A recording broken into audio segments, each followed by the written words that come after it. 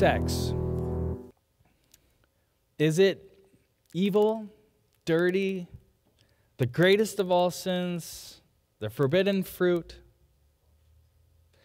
John Kellogg, famous owner of Kellogg's brand cereal, believed that. He's a famous doctor who created cornflakes in an effort to curb sexual appetite. He believes that sexuality and having sex is unhealthy. He's a devout Seventh-day Adventist, and after 40 years of marriage, he proudly announced that he had never had sex with his wife. So is sex evil, dirty, greatest among all sins, or is it a good gift from God, created to be pleasurable on purpose and to be enjoyed in the proper context of marriage? I think unquestionably, I believe that sex is a good gift from God. After all, what was God's first command in the garden? To be fruitful and multiply? Isn't that kind of like God saying, have sex often? Another thing, why is sex so taboo to talk about? It's all over the Bible, isn't it? And culture is sort of constantly telling us about sex, throwing these cheap imitations, these lusty relationships in our faces through TV in different ways, watching the stars' relationships develop and then collapse overnight sometimes. And unless we actually talk about the real thing, the good God-honoring thing, then it's so easy to buy into these lame imitations, these horrible imitation relationships. Well, God created sex to be good. And as C.S. Lewis famously wrote in the book, The Problem of Pain, he talked about how evil can't successfully be evil for its own sake. That it has to take something good that God created and then twist it to make it evil. So he uses in his example a wood beam, okay? A wood beam being a good created thing by God that's strong so it holds up a house, so it's firm. It's only evil that can twist that and use the wood beam then to knock somebody over the head with it, okay? So evil tends to take something good that God created and twist it and use it for an end and a means in which God never intended it. And so when we start talking about the deadly sin of lust, I hope that you look at it as a twisting of what God's good intention was in the beginning. It's a taking of something God wants you to enjoy and using it in a way which dishonors God and actually harms you. So lust will end up taking the pleasure of sex and twist it so that it's used to hurt people and relationships, and specifically turns people from being image bearers of God into objects for our pleasure, to be consumed by us. And so this morning text actually painfully illustrates this truth. You have David, who's a married man. In fact, actually, we learn early in 2 Samuel that he has 8 wives. 8 wives. Not one, 8 wives. And later in 2 Samuel chapter 5, so before we get to David and Bathsheba, it says 2 Samuel 5:13 that after he left Hebron, David took more concubines and wives in Jerusalem.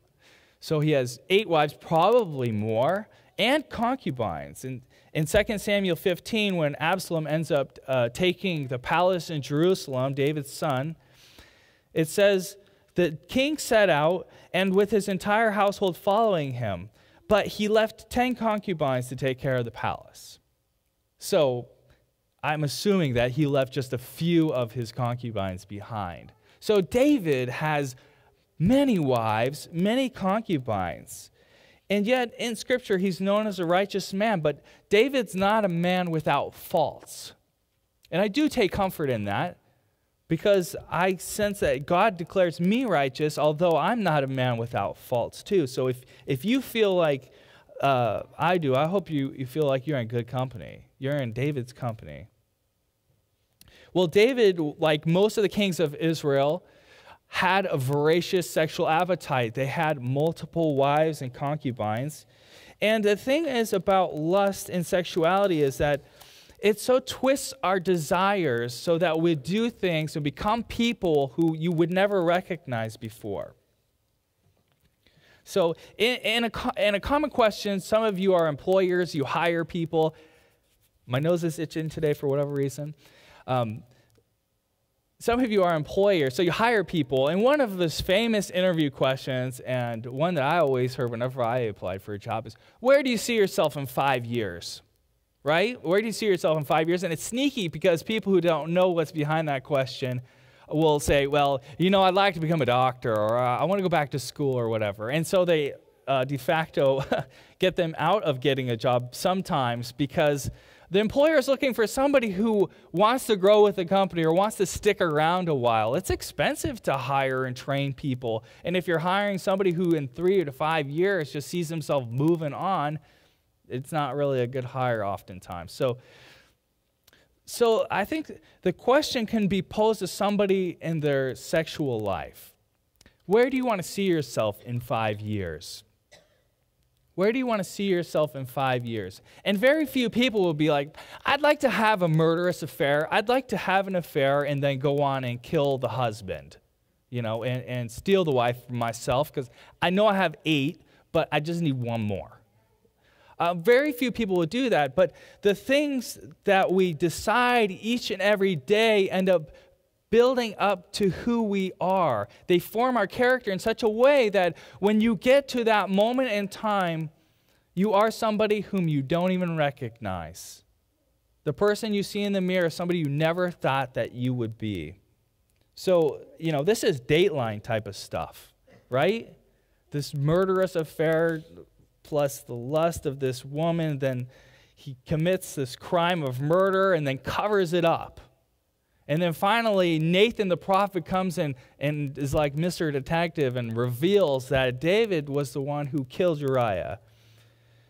And I think that that's really important to remember, that David was a person who would have never seen himself doing this, but that the voracious sexual appetite that he had was unchecked. And so he, through the power of lust, ended up being warped and twisted into a person who saw Bathsheba not as a human being created in the image of God, but as an object to be used for his pleasure. When he walked upon that balcony that night and looked over Jerusalem's lights, he saw a woman.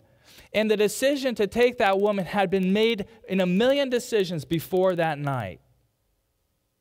The person who asked of that woman to come into his house probably would not have been the same person 5 years before that.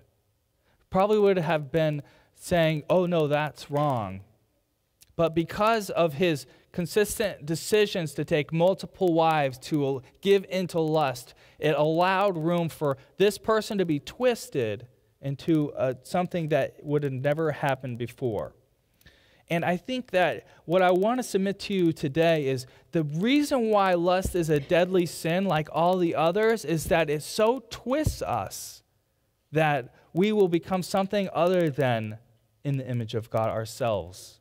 We'll become distorted and we'll distort and abuse others. But it's subtle, right? You feel initially like that one decision doesn't make a big difference. That what's the big deal is just one time and nobody knows, and what is it hurting? All of these things make this sin so deadly because it just pervades and it ends up transforming who we are. It's like a dog who sees a rabbit and chases it into the woods, and it chases it so far that it forgets where is the way back. And so instead of turning back, it just keeps going until it becomes into a darker and darker place, and things are more and more warped. And so I think that we can all agree with this saying. St. Augustine wrote in his Confessions, honestly, I have to commend him for this. He wrote that, he prayed, Lord, give me chastity. but not yet. And I can really respect that. I think I've mentioned this before, but as a kid, I would pray for Jesus to come back.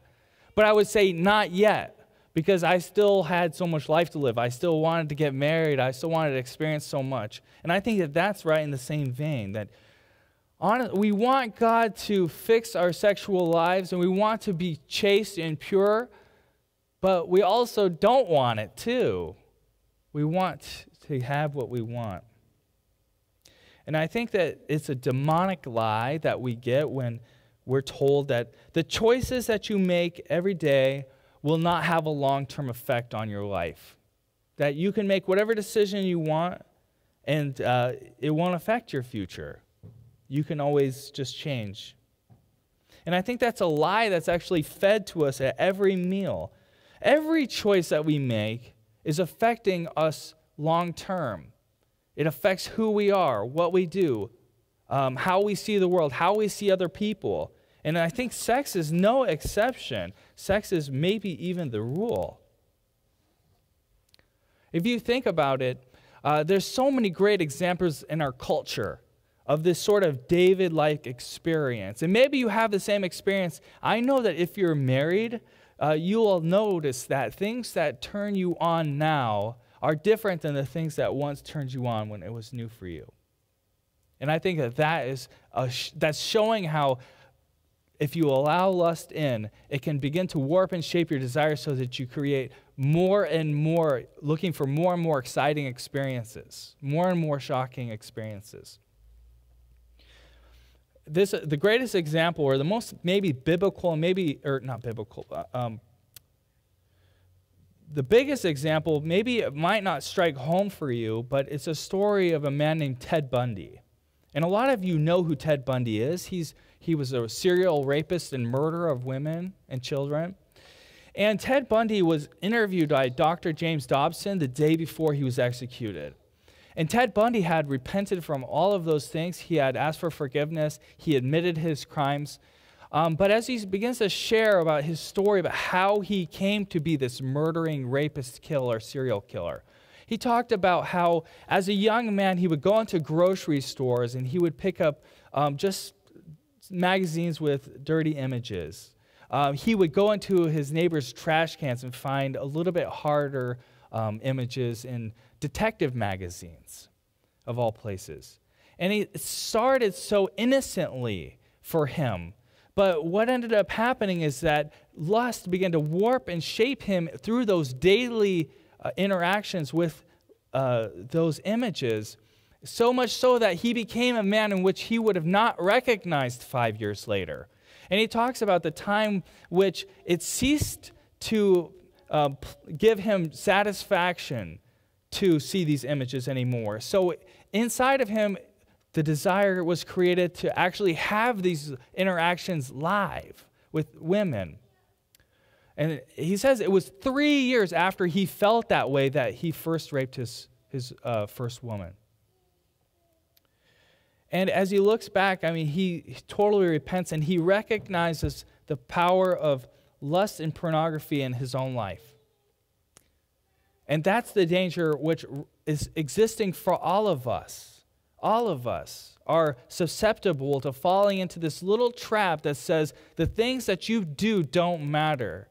Well, the things that you do matter, and they affect you, and they'll influence you and change your biological makeup. Your mind will be transformed by the things that you see and the things that you do. And not only that, but to treat another human being as an object is a grievous sin. It strips people of their humanity. And what can happen, man or women look at pornography too. This is just not just a man thing, especially in our day and age. What it can end up doing is so that you walk around each and every day of your life and you no longer see human beings, but you see people as objects. You look at people in terms of their sexual value, terms of whether or not they turn you on or not, whether or not you find them attractive, and so you associate with people in that way. There is so much danger in this. Well, God created sex for at least two purposes. One is to make babies, okay? That's just straightforward. We all know that. The second is the scriptures teach that God created sex to bond us together through intimacy. God created us to have one fleshness.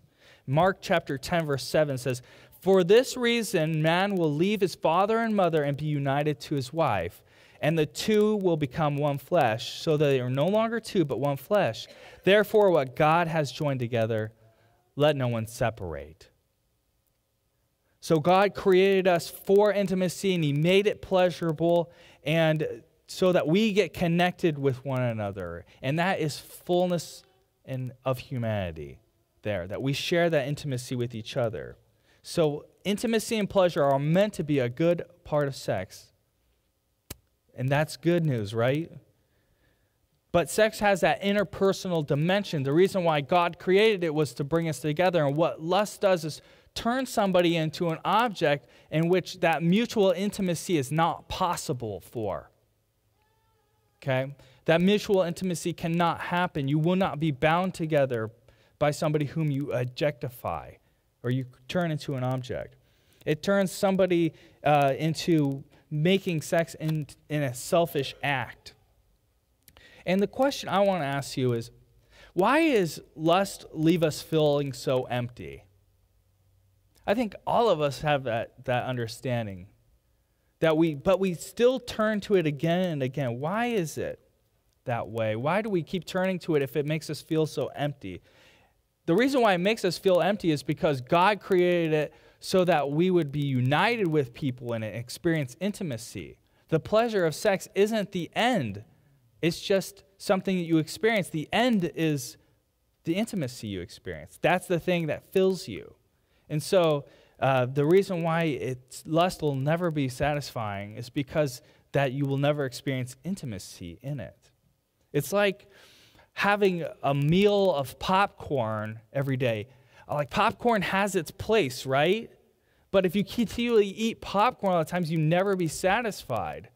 Or maybe a better analogy is chocolate, because it's sweeter and richer. Yeah, if you had chocolate at every meal, like you can enjoy chocolate, but every meal will make you sick. It'll make you fat. It'll make you gross. It won't feel good. And it's the same thing with lust. Same thing.